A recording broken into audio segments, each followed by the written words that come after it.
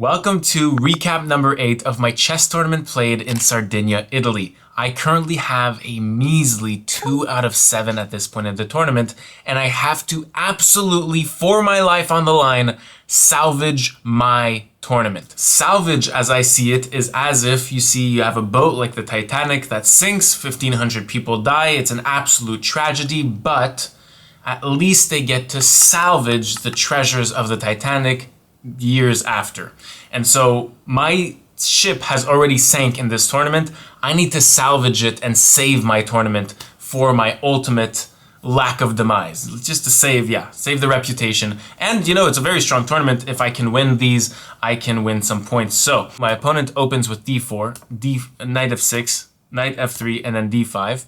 My opponent has 2100. He's a local Italian chess player, and I am a Canadian 2000. So there's a gap in rating there, c4, e6, and quickly, you will see g3. And if you're a longtime viewer of the channel, you will know that the Catalan, which is this opening by white, is the dark horse of the chess nerd. I am very bad. I have a very bad record against the Catalan. I have 0 out of 3 out of my 3 competitive games in this opening. I've lost all of them to strong players, albeit, but still it's an opening that just defeats me. So for the longest time, this has been a big hurdle, and I had something completely new prepared for this opening. So I go with bishop e7. It's new for me. It's not new. In the GM world and the super GM world, this is a very, very common way to try to play against the Catalan, and is one of the best ways. So bishop g7, I castle, and after castles, this is my something new, I go with the move d takes c4. It's completely book, it's completely fine. Basically, you're taking that pawn that looks hanging on that c4 square in exchange for white just activating its pieces. And okay, you're gonna give back this pawn here, but you're gonna try to have some quick development against the giving backs of the pawn. So my opponent directly attacks my pawn with queen c2, completely normal. I go with a6. Here I'm threatening b5 here. The very main line of this variation here is to play a4 by far. Like there's 2,000 games in the database with a4, and what he played, queen takes c4, is way less popular at 300 games. So queen takes c4 lets me play b5. Although it regains the pawn, we are completely equal. This is the time that I'm saying that my opponent gives me by taking back the pawn. I develop my bishop now on this diagonal and pose a certain threat to that very nice defensive and attacking Catalan bishop that my opponent has wrapped around his king. So bishop b7 here, and I'm very comfortable in this position. Now my opponent plays mainline bishop d2. And here I just want to say I'm out of prep because I prepped 15 moves down the line of a4, which is the main line. So here I'm out of prep because this is comfortable. This is everything an opening can give you. We have good development. We should be happy. Our bishops are developed. And against the Catalan, this is one of the best positions I think I've ever had. So I'm pretty happy in this position. Bishop d2 is played. So bishop d2 is main line of this sideline. And the idea is to attack this c5 pawn, this c7 pawn. Now we want to push the pawn to c5. That would just glow up our position, attack this central pawn. Oops, pardon. This would attack this central pawn on d5 and open up our position. Of course, we would like to go knight bd7, rook c8, and lift this pawn to c5. So that's my plan. I don't know how to play against this. I'm out of book, right? I'm out of preparation. The best move, the engine calculates on depth 44 and sees a complete draw with rook a7 here.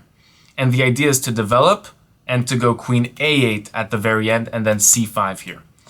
At the really high levels, the main move is bishop e4. So not engine best, but this is the most popular move today. Queen c1 and then c6. In fact, Jan Nepomniachtchi beat Levin Aronian in August 2023 in a rapid game with black from this line here. So I'll keep that in the toolbox for next time. I go with knight bd7. It's still book, but it gives a small edge to white after bishop a5, which just attacks and pins this pawn. Most important, pins, because now I can't play our lovely, beloved c5 move. And so I go with rook ac8, just normal development, but overall, this is a small itch in my position.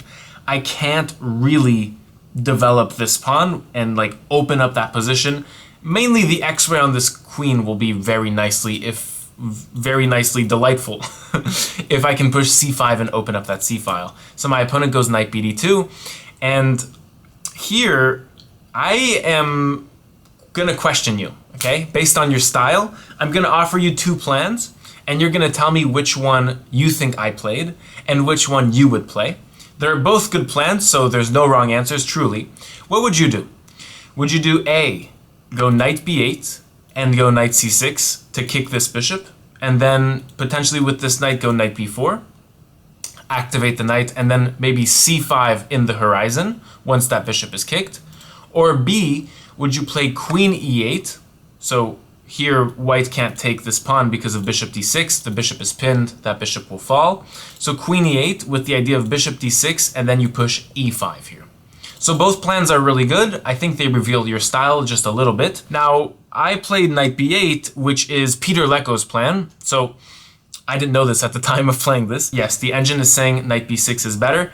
And actually a 2600 played knight b6 and beat Sandro Mareco, a Brazilian 2600 grandmaster with the black pieces. It was a Chinese grandmaster, and he beat him with knight b6. But knight b6, I looked at it, I didn't love it because it gives the opportunity to just break the structure, and there's really no future for c5, so you're giving up on that because then this pin becomes real. That was my thought process at the time. So knight b8 with knight c6, my opponent goes knight b3, knight c6 kicking the bishop, and now knight b4. My knight is very active, attacking the queen. My opponent decides to trade, and this is still a problem, though we're threatening it. It's coming, please, c5. We're not actually threatening it, there's takes, but you know what I'm saying, we're getting there. Knight d7, c5, maybe even a queen e7 to really blast that lift off.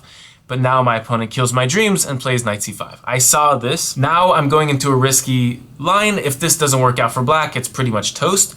I'm giving up my very nice long diagonal bishop for this knight and letting this bishop glow. It's not so much giving up my bishop, but letting this bishop be the only light square bishop and the dominator of the entire chessboard for this pawn on d4. So I take this pawn with queen takes d4 and trade with knight takes a6. What would you do with this bishop? So knight takes a6 attacks this bishop. I was really deciding between bishop a5, bishop d6, and bishop e7 during the game. I wasn't really sure, but at the last second, I had a breakthrough with very, very concrete lines, and I saw a line that worked for black, and I was really proud of this. I played bishop d6. Bishop d6 not only defends our pawn, but also really plays well against this knight and attempts to trap it on the board. The knight is not trapped, of course. After rook a c1, the knight will easily go back to c5, and here a move like c5, finally, I know, is not possible. I really tried to make it work, but after rook f d1, just skewering my queen and bishop, queen back, and I didn't like something like queen d3, so putting pressure on everything here. And this is hard to navigate, and it's actually advantage for white, so I'm very glad I didn't play this. I found this really nice move. Knight d5 is the second nicest, queen a7 is the best move, and I played it. And not queen b6, with the same looking idea, you're attacking this knight. No, queen b6 gives queen c6, and now this is really imposing on our position, whereas on queen a7, there's a little but huge difference. Queen c6, and now my queen's not attacked, so I can go rook a8. And it looks odd, like if this bishop was on its own here, it could just win the exchange. But if queen takes, I take back with the rook and I'm completely winning. So it begs the question, this knight is trapped, what are you doing with the knight? So of course, I'm sacrificing a pawn here, not really sacrificing, more as exchanging it. So after knight takes c7, I'm letting this go and trading queens to win this pawn on a2. And after two moves later, rook b1, rook b8. A very crucial moment happens in this game now, and probably the reason why you clicked on this video. I offered my opponent a draw. This is the most interesting psychological thing I did all tournament. In this position, black is not really fighting for a win. But how would you get the draw that you want, or actually fight for the win that you want? Is to destroy your opponent psychologically. You see, my opponent could have taken the draw that I offer now, but I knew he wouldn't because he has a better rook here than me in my file versus his position. But now that he refuses the draw, he tells himself that he is playing for the win no matter what. And that can be very dangerous when you force a draw position into a win. Albeit, you can force a draw position into a win and be completely winning, win, convert, do your thing. But sometimes you overpush, and that's what I was relying on, especially as we are down on time in this position. My opponent has 18 minutes, I have 17 minutes, and here b4 is played. My opponent does have a small, tiny advantage. The engine will say cutthroat draw. But let's look practically here. The bishop is better than my knight. My knight doesn't control as many squares as this bishop has kind of an overlay over my knight. That's one. My opponent has the better rook along this 7th rank. My rook is just cut off on this e2 pawn and overall not doing much. So b4, I play g6, giving some air for my king. e3. And now rook d2. And something very interesting will happen in a few moves, you will see. King g2 is played, and I'm a bit happy now, because now I can play a move that forces the trade of these pieces, rendering this game closer and closer to a draw. So I go with the great move knight d5 here. Very, very nice move. I'm not only threatening the rook now, because of this misplay king g2, I am threatening to take on e3 with a free pawn. And okay, my opponent pretty much has to take the knight here, so he does. And I did a bad move actually here. This is completely drawn, making a weak pawn in the center, I guess because we're pushing this soon, but I didn't like rook d7. I don't know. Okay, maybe I missed rook a8, but I didn't like rook d7. Rook b7, d4 now, takes. This looks drawish. No, okay, rook a2, we don't take back. And now rook back here, rook takes, and this is completely drawn. We win back the pawn here. 3 on 3, super drawn, right? But okay, you have to look past it. I take with my rook, which is a little worse, and I knew that it gave rook a1. So now my rook is not on this pawn anymore. I can't attack this pawn anymore, which means that this rook defending the pawn is now free to go to a7 and attack f7. So I go rook b d8. Rook a7, and I defend my pawn with my rook on f5. I don't know if you've noticed, but on this chessboard, my opponent's time has synced to 5 minutes. We were both at 18 and 17 minutes just a few moves ago. You can rewind, and here he has 5 minutes, but I kept my cool and kept playing at regular pace, and now I'm at 10 minutes. This is important because we are on move 30. And in this time control, we only get bonus time, 30 minutes, bonus time each, on move 40. So we have 10 moves to go each, and you have 5 minutes on the board. So my opponent has a small edge now. You can convert, but you have to play really nicely in a low amount of time. And if I know anything about chess, is that low time on the clock makes anybody a fool, from super grandmaster all the way to beginner. It's the ultimate peril of every chess player, even me. So e4 attacking my rook, I go with rook f6, keeping on the defense of f7, and now look at my opponent's time. He is down to 1 minute 34, and let me tell you, after you refuse the draw, one of the hardest things to do in chess is to lower your ego to a sea-level minimum of 0 and re-offer the draw now that you've been tamed.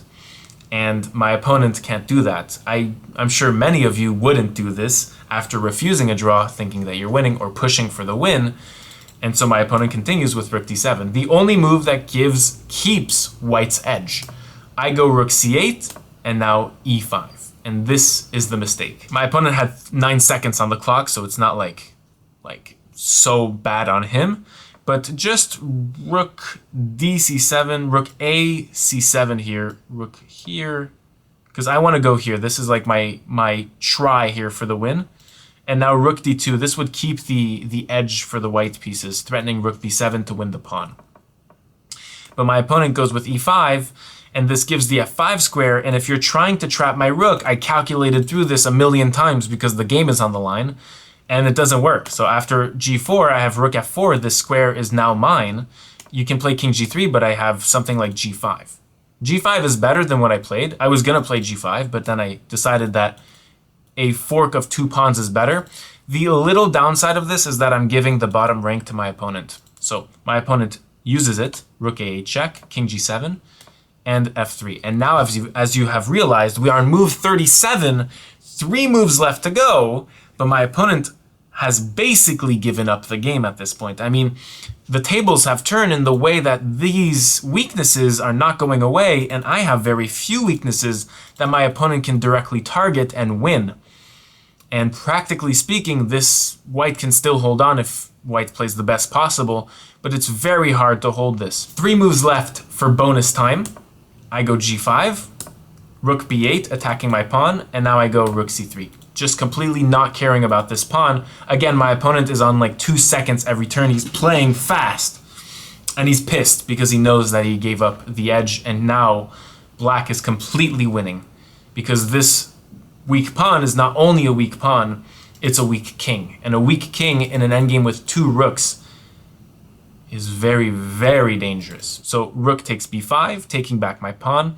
And I had calculated this. This is fine for black. I just take this pawn here. Now it's equal, but I have rook f2, king back, and now rook b2. And I will win this pawn back or this one on g4. And now black will firmly win a pawn up with a weak pawn standing on e5. Kind of a reminder of round 5, this very tournament in which colors reversed. I was playing the German 15-year-old and my pawns were just falling in a rook endgame. How the tables have turned. h3 defending the g4 pawn, I win back my pawn on b4. Believe it or not, this is actually a mistake. Black has a better suite, which is like rook e4, maybe going for this pawn. I would have thought maybe rook here. Oh no, rook e4 is threatening mate. Pardon. So then king f1 defends, and here rook e3 going for the h3 pawn. And after rook b8, check, king g1, now king g6, and we're going to go for this and this and this, and it looks like we're going to win these pawns. Maybe give f7, but ultimately we'll have like 3 pawns up. I wanted to do this clean, so I wanted to just be up a full pawn. And here I go for a second pawn up, so a lot of rook moves, and I win a second pawn up. And eventually I get to a point where I manage to just trade these rooks. I mean, if white tries anything here, I'll go rook aa2, and I'll just try to pick off, double checks here, pick off the g4 pawn. So my opponent offers me a rook trade. I'm not so keen, but okay, it's pretty forced. If I refuse it up 2 pawns, 2 connected pawns in a rook endgame, that's pretty tough. So rook takes. And now I'm up 2 pawns in a rook endgame. If I win this, this is my first win against the Catalan in my comeback to chess since August 2023. Would be immensely hype. There's one move here. That is a clear win. 2 pawns up in a rook endgame can still be drawn. And I knew this because I recently studied it in my book, 100 endgames you must know. There are 2 ways that your rook endgame with 2 pawns up can be a draw. If you have double isolated pawns, or if you have non-connected 2 pawns, it can be a draw as well. So I knew this, and I wanted the 2 connected pawns, but here I was thinking, okay, there's 2 options. Either I get my king up and I levy this push on f5, or I play f5 directly, and on takes, I didn't love this because of rook a6 that cuts my king. This is completely wrong. It's completely wrong on so many levels. Not only can I kick the king back and then just do like rook e7, rook f7, rook f6, and then my king is not cut off anymore and I'm completely winning. But also this king g6 is flawed because my opponent can prevent f5. And I played king g6. This is a major learning lesson, and now it's really hard to win. I go rook e3 check. My plan here is I'm trying to win this pawn on its own. It's very hard. This king is very nicely attached to this pawn. So you'll just see me do some clowneries for a few moves. And this is where it's winning. So here I was trying to come up with all sort of ways that black gets to get my king out, because I can't get my king out. I can't. If my king goes out, there's some checks that meet me at the drive-through. So let's say king f6. I was thinking just rook here. And my king can never depart because of rook takes f7, for example. If king g7, I was always thinking rook c7. And if king here, the rook just keeps on cutting my king and my king can never get out. So I found this very, very annoying that I couldn't get my king out in order to push f5 or to defend this and then push f5, get connected past pawns. because now my position otherwise cannot progress. My pawns can't get out off the board, or up the board, pardon. Here there's a very simple solution that I found out with the engine later that is teasing king f8, king e7. The rook goes to c7 to cut my king. Or literally you go like this, and then my king goes down and you go like this, because now I was actually threatening rook king e7. Rook b7, and now I go rook a6. You see, white have given me this trajectory, and now I can defend this. My engine is saying this, but I just have f6. So now that I defend this pawn, it's pretty much game over. Like, I'll go like this, and king g6, and like whatever you do, I'll go f5 now, because my rook is defending e6. You can't really do anything there. King f3.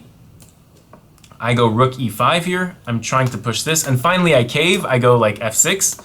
And then a few moves later, f5. And we get into this rook endgame that's really hard to navigate if I cannot progress at some point, or if the rook gets behind and just checks my king for infinity, it is a draw. And I will admit, in this endgame, there was one moment where I let the draw slip. So rook a5 check lets me do e5. I didn't play it for some reason. It's completely winning. This is worrying me. Okay, e5 is completely winning. Oh, I think I was scared of rook a8. But now there's e4, king here, rook e3 I missed. So king here, it looks like it's going to be very drawish. But no, there's rook e3 check, king f2, rook f3. And the king can find some shelter behind these two pawns here. So really, the idea is that you want to really use your pawns as shelter in this endgame. So I go rook e5, my opponent goes rook a8, preparing some checks from behind. And if you put the table base on this, black is winning. So like, don't look at the engine eval. It doesn't know what it's talking about. I have table base on, which under 7 pieces knows chess. It solves chess. So any position you put on it, it says the direct result on best play from both sides. So now I go g4, and this is my mistake. King f2 was played, but if king g3, it is a draw. If I put table base on, this is a draw. I let it slip. And I have to double down on my rook endgames. I had studied them in the past 2 weeks, even finished this book, my first endgame book that I finished in my life. I finished it, and pawn and rook endgames was chapter 10, which was like a later chapter, so it was pretty recent in my memory. So I knew these had possibilities to be drawn, but I didn't know it was this bad. And so after king g3, rook e3 check, king g2, this is a draw. Like king f4 check, king e4, rook g8, king here, check, and white just manages to draw here.